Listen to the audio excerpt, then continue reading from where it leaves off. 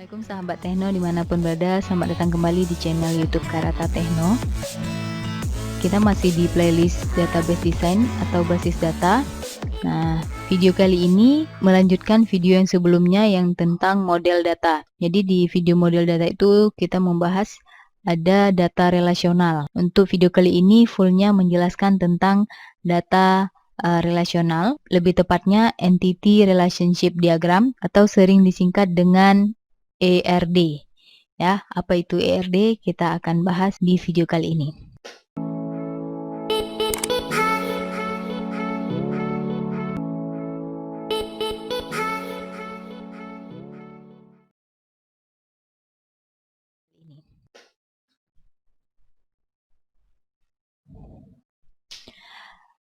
ERD atau Entity Relationship Diagram adalah notasi grafis dalam pemodelan basis data relasional yang menjelaskan hubungan antara penyimpanan. Jadi nanti data kita ini disimpan di dalam suatu penyimpanan yang menjelaskan bagaimana antara satu data dengan data yang lain itu hubungannya seperti apa. Di ERD ini untuk menjawab beberapa pertanyaan berikut ini. Yang pertama, data apa yang diperlukan? Jadi di setiap perusahaan itu, kira-kira yang terlibat dengan perusahaan itu data apa saja yang diperlukan? Itu yang harus terjawab pada saat kita buat ERD ini. Berikutnya, bagaimana data yang satu berhubungan dengan data yang lain? Nah, apakah berhubungan banyak, berhubungan tidak banyak, ataupun yang lainnya ya? Ini ada kaitannya dengan kardinalitas. Nanti kita akan bahas juga apa itu kardinalitas. Berikutnya ada simbol-simbol dari ERD. Karena ini kan diagram, otomatis pasti ada notasinya atau simbol-simbolnya. Yang pertama di sini ada simbol nama entitas. Jadi nama entitas ini persegi panjang simbolnya. Jadi kita isi dengan entitas. Entitas ini merupakan data inti yang disimpan bakal tabel pada basis data. Seperti yang sudah kita bahas di beberapa pertemuan yang sebelumnya tentang istilah-istilah di database, jadi ada yang mengenai entitas atau objek yang ada di suatu perusahaan. Nah, objek inilah yang disimbolkan dengan persegi panjang. Berikutnya ada simbol yang kedua, nama atribut. Nama atribut ini oval seperti ini. Atribut ini adalah field atau kolom data yang butuh disimpan dalam suatu entitas. Kalau di nama entitas tadi misalnya objeknya, jadi yang mewakili objek itu apa? Itu yang dikatakan dengan atribut dan simbolnya oval. Berikutnya di bawah sini ada notasi atau simbol yang ketiga, nama kunci primer. Jadi yang membedakan antara nama atribut sama nama kunci primer adalah garis bawah ini. Ini sama-sama atribut, tetapi kalau yang atribut kunci primer ini adalah file kolom data yang butuh disimpan dalam satu entitas digunakan sebagai kunci akses record yang diinginkan. Kunci utamanya. Jadi kunci utama dari suatu entitas itu disimbolkan dengan oval seperti ini dan ada garis bawahnya. Ini yang dikatakan dengan kunci primer. Berikutnya ada relasi. Ini simbol dari relasi. Relasi ini adalah menghubungkan antar entitas, biasanya diawali dengan kata kerja. Jadi di ERD ini satu entitas dengan entitas yang lain itu harus dihubungkan dengan relasi. Makanya di awal tadi untuk menjawab bagaimana hubungan antara satu entitas dengan entitas yang lain. Ini yang dimaksudkan di ERD.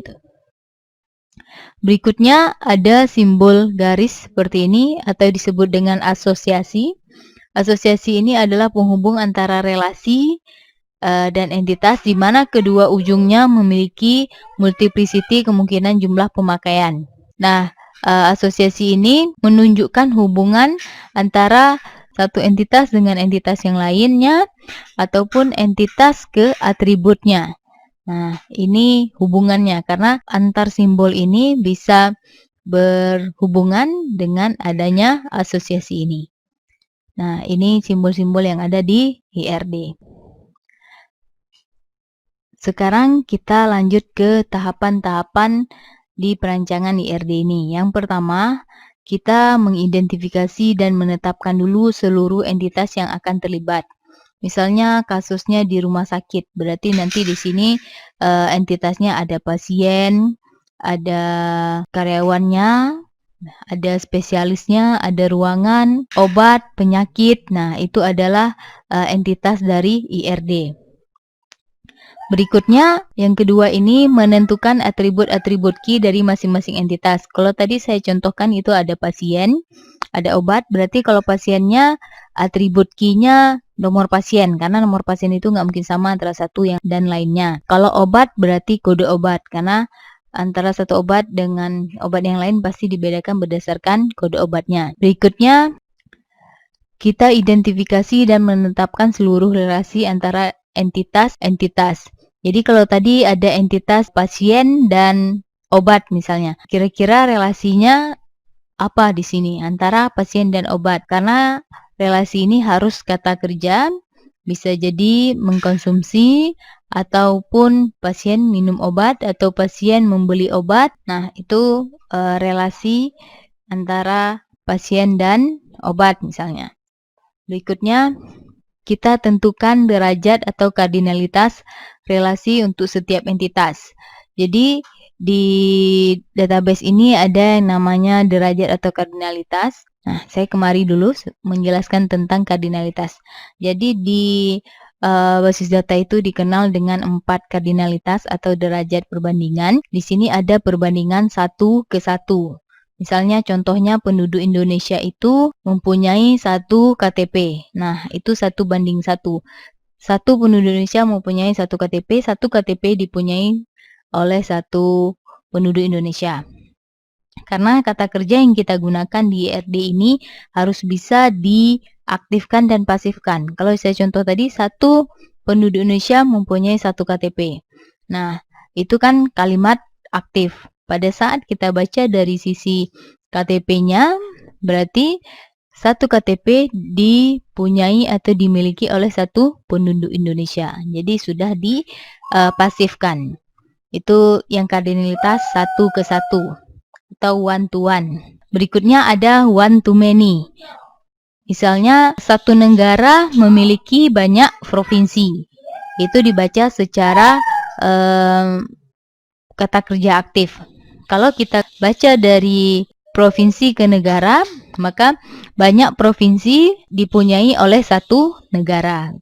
Berikutnya ada many to one. Ini sama juga seperti contoh tadi, misalnya banyak provinsi berada di satu negara.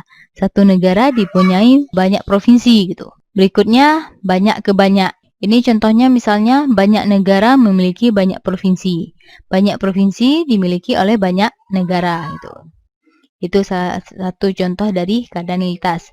Jadi kardinalitas ini nanti disesuaikan dengan kebutuhannya. Apakah harus 1:1, 1 ke banyak, banyak ke 1, ataupun banyak ke banyak. Dia salah satu saja yang dipilih. Oke, kita lanjut lagi ke IRD. Nah, ini tadi tahapan perancangan IRD-nya kita sudah sampai ke tahap keempat, menentukan derajat atau kardinalitas relasi untuk setiap entitas. Kalau tadi saya contohkan pasien dan obat, berarti satu orang pasien mengkonsumsi banyak obat misalnya. Ini tergantung kasus. Kalau kita mau baca semuanya, bisa juga banyak pasien mengkonsumsi banyak obat dikonsumsi oleh banyak pasien. Tergantung yang kita analisa atau yang kita buat objeknya itu untuk banyak atau untuk satu pasien. Berikutnya, melengkapi entitas dan relasi dengan atribut deskriptif atau non-key. Di nomor 2 tadi kita sudah sebutkan atribut-atribut key dari masing-masing entitas. Kalau tadi entitasnya pasien, ada nomor pasien. Nah, yang non-key-nya apa? Berarti ada nomor telepon, umur, alamat, dan seterusnya.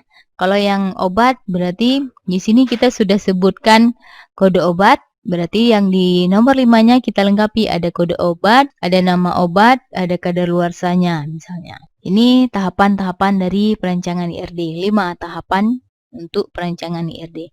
Kita akan ke contoh kasus misalnya. Yang pertama ini tentang akademik. Entitasnya ada mahasiswa dan mata kuliah. Berikutnya ada atribut key-nya. Mahasiswa, atribut key-nya NIM. Mata kuliah, atribut key-nya KD_MK atau kode mata kuliah. Berikutnya kita tentukan relasi mahasiswa dengan mata kuliah. Kira-kira mahasiswa dengan mata kuliah itu hubungannya apa? Hubungannya adalah mempelajari. Jadi mahasiswa mempelajari mata kuliah. Berikutnya kardinalitasnya apa? Ini kita membaca dari satu mahasiswa ya. Satu mahasiswa mempelajari banyak mata kuliah. Banyak mata kuliah dipelajari satu mahasiswa. Ini kardinalitasnya. Yang terakhir, kita tentukan atribut yang non-key-nya. Ini yang untuk mahasiswa terlebih dahulu. Mahasiswa tadi sudah ada NIM, sekarang berarti yang non-key-nya nama mahasiswa, alamat mahasiswa, dan telepon mahasiswa. Berikutnya untuk mata kuliah, tadi atribut key-nya KD_MK, berarti yang non-key-nya nama mata kuliah dan SKS. Ini penjelasan secara tertulisnya. Contohnya, dari penjelasan tertulis ini kita harus menggambarkan ke dalam simbol-simbol yang sudah kita pelajari sebelumnya tadi. Jadi kita ikuti saja urutan perancangan IRD ini. Oke, ini langkah pertamanya, menentukan entitas. Kita punya dua entitas tadi. Yang pertama mahasiswa dan mata kuliah. Jadi ini kita sudah gambarkan ke dalam simbol. Entitas itu simbolnya persegi panjang. Berarti kita sudah masukkan kata-kata yang sudah kita buat di belakang tadi ke dalam simbol ini. Berarti ada simbol persegi panjang untuk mahasiswa dan mata kuliah. Ini di langkah pertama. Langkah pertama ini hanya kita tampilkan semua entitas yang akan kita rancang nantinya. Berikutnya, di langkah kedua ini kita menentukan atribut key. Atribut key sudah kita tuliskan juga tadi. Mahasiswa ini atribut key-nya adalah NIM. Nah, untuk hubungan antara atribut dengan entitas harus menggunakan penghubung ini yang disebut dengan asosiasi. Mata kuliah, atribut key-nya adalah KD_MK. Penghubungnya adalah asosiasi ini. Jadi mata kuliah mempunyai atribut key-nya KD_MK. Kita sudah di dua tahapan atau dua langkah. Langkah pertama entitas, langkah kedua berarti atribut key-nya. Sekarang kita lanjut ke langkah yang ketiga. Nah, di langkah yang ketiga ini kita menetapkan relasi. Jadi relasi di sini adalah simbol seperti ketupat ini. Nah, ini yang menyatakan relasinya. Relasi di sini harus berupa kata kerja yang aktif. Nah, kalau dibaca di sini mahasiswa mempelajari mata kuliah. Mata kuliah dipelajari oleh mahasiswa. Jadi kata kerja ini bisa aktif dan dipasifkan. Tapi yang ditulis di sini adalah kata kerja aktif. Langkah ketiga kita hanya menetapkan relasi. Sekarang kita lanjutkan ke langkah yang keempat. Nah, langkah keempat ini menentukan kardinalitas. Kita sudah belajar tadi ada 4 macam kardinalitas, one to one to many to one, many to many. Nah, kalau di sini kita menentukan satu mahasiswa, jadi bacanya ini one to many. Satu mahasiswa mempelajari banyak mata kuliah. Banyak mata kuliah dipelajari oleh satu mahasiswa. Begitu cara membaca kardinalitasnya. Kalau dari mahasiswa ke mata kuliah berarti kata kerja aktif, sedangkan dari mata kuliah ke mahasiswa dibaca dengan kata kerja yang pasif. Sambil disebutkan kardinalitas dari masing-masing entitas yang kita baca. Kita sudah di tahap atau langkah yang keempat, sekarang kita ke langkah yang terakhir.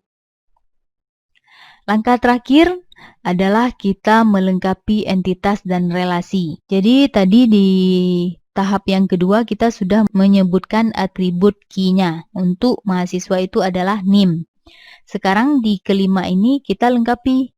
Berarti ada nama mahasiswa, ada alamat mahasiswa, ada nomor telepon mahasiswa. Ini yang dikatakan dengan atribut non-key. Berikutnya di mata kuliah. Di mata kuliah, primary key-nya adalah kode mata kuliah. Sedangkan yang non-key-nya, nama MK dan SKS. Nah, cara melihat yang pertama, primary key sama non primary key, itu dia tandanya ada garis bawah seperti ini, underline. Nah, underline ini menunjukkan bahwasannya ini dia sebagai primary key. Ini yang untuk entitasnya. Sekarang kita ke tengah-tengah sini, yang di tengah sini adalah relasi. Pada saat satu entitas dengan entitas yang lain ini berelasi, maka dia harus dihubungkan dengan relasi, dan relasi ini harus disebutkan primary key dari masing-masing entitas. Nah, mahasiswa yang jadi primary key-nya adalah NIM. Makanya di sini dibuatkan NIM sebagai kunci utama dari mahasiswa. Berikutnya, di sini ada KD_MK. KD_MK ini punyanya mata kuliah, primary key dari mata kuliah.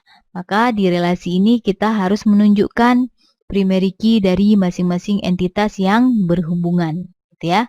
Karena mahasiswa berhubungan dengan mata kuliah, yaitu hubungannya mempelajari. Nah, untuk menentukan primary key dari hubungan mereka adalah NIM punya mata kuliah, kode mata kuliah punyanya mata kuliah. Ini cara merancang atau membuat suatu entity relationship. Yang boleh dilakukan di entity relationship ini, entitas ini bisa dihubungkan dengan banyak entitas yang lainnya. Yang penting tidak boleh menggunakan satu relasi ini untuk banyak entitas. Jadi kalau misalnya nanti ada mata kuliah dan dosen, kita akan nambah satu lagi. Di sini ada relasi yang baru, dosen mengajar mata kuliah. Maka ada relasi yang baru lagi, gitu. Jadi setiap entitas dengan entitas yang lain harus ada penghubungnya, yaitu relasi.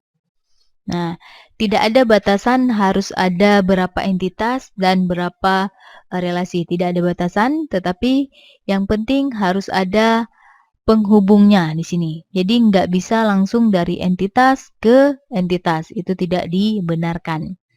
Entitas dengan entitas harus melalui penghubung. Penghubungnya berarti dengan kata kerja. Mungkin ini saja penjelasan dari video kali ini. Semoga bermanfaat untuk teman-teman semuanya. Jangan lupa like kalau suka dengan video ini, komen jika ada yang mau ditanyakan, dan jika merasa sangat bermanfaat dan bisa dibagikan untuk orang lain, jangan lupa share ke semua sahabat Tekno yang lainnya yang masih membutuhkan ilmu. Sampai jumpa lagi. Assalamualaikum warahmatullahi wabarakatuh.